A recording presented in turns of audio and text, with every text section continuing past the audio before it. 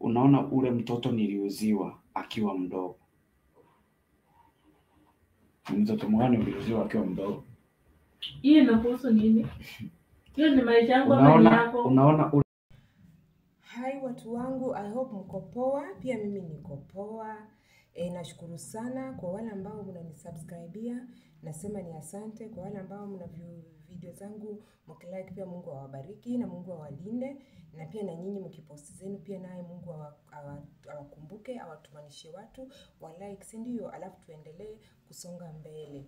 Ni sawa. Hapa ningependa kuongea kuhusu mamake Elvis, si ndio? Mamake Elvis, director wa Senior Dev.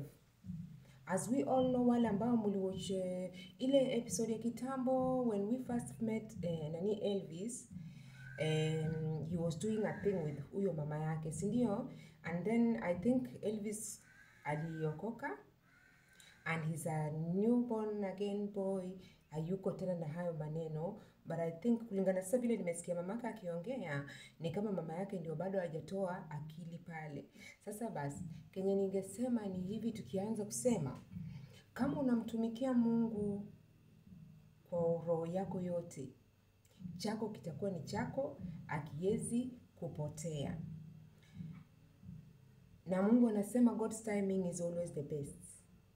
Na wakati unaona God's timing is the best, vile anasema ama all things work for good for them that love God, unaonanga kama unajua all things ina include hata zile mbaya, especially sasa hizo mbaya ndio unapewa hiyo morale ya kukua they work for good for them that love God. Ona sasa, do you know ingekuwa sasa hii situation ya Elvis kupotea, kama aingefikia hapa, tungejuaje kama huyu ndio mama yake, si mama yake aliyemzaa?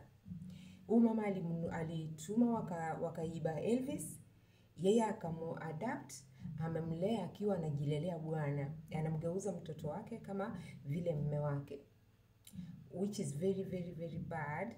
Alafu sasa kwa sababu mtoto amepotea, nao amekuja na Mungu naye ni nani? Mungu naye akaonesha Senior Dev sanitize simu, ndio tukuje tujue ya kwamba waliiba huyo mtoto na akamuadapt na amemlea. Na ndio maana nilikuwa najiuliza, watu wanatoaga wapi nguvu za kulala na watoto wao? Unafunga macho, unazima taa, unafunga macho, alafu unachukua mind yako unaifocus kwa mtu mwingine, ukiifanya kama ni yeye ndio una nini naye, ama sielewi hapo, kwa sababu sielewi. Ona, tumejua ukweli kwamba mama yake huyu si alimlea tu, huyu ni alimlea. And then watu ambao mliojio video, kuna wakati kulikuwa na challenges kwa studio, wale wachawi wakikuja pale, and then Elvis was praying.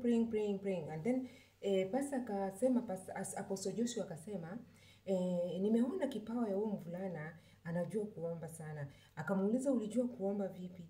Akasema, my father is a pastor, tulizoea kuomba nyumbani. Unaona? Na kwa hiyo video ya Elvis akipatwa mwanzo, ilisemekana ule ni stepdad wake na anaendeshaga malori ya kwenda masafa marefu kama Tanzania, Kampala, si ndio? Sasa unaona kuna ka difference pale, but hatukuiwekelelea sana, but unaona Mungu anafanya mambo yake, tunakuja kujua mambo. Sasa hii ndio tumerudisha akili nyuma. Tukarudisha akili nyuma ile ya Elvis alisema babaka alikuwa ni pastor. Na alizoea kuomba, walizoea kuomba nyumbani. Sasa si unaona hizo messages zimepatikana kwa hiyo simu, meaning zinasema ukweli baba yake ndio huyo pastor ambaye walimuiba Elvis from yeye. Unaona sasa Mungu naye ni nani? Vile nimesema mwanzo, kama chako ni chako, kitakurudia tu, na God's timing is the best.